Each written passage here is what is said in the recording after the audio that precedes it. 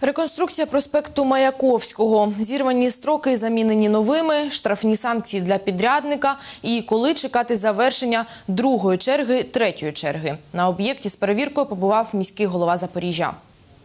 Роботи на пішохідній зоні ділянки проспекту Маяковського від вулиці Патріотично до вулиці Перемоги майже завершені. Залишилося укласти новий газон. У четвер ця частина робіт має бути повністю виконана. Тротуарна плитка, лавки, урни, паркові дивани, бордюри і освітлення встановлені, нові дерева і кущі висаджені, змонтована система поливу. Щоправда, все це мало бути готовим ще 30 вересня.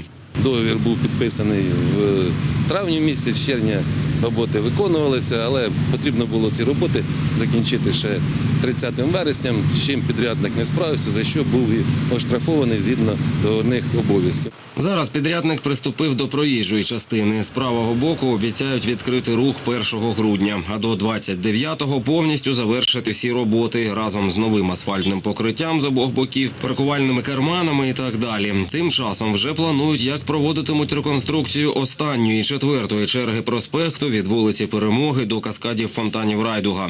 В наступному році ми переходимо на четверту вже частину цього нашого проєкту великого.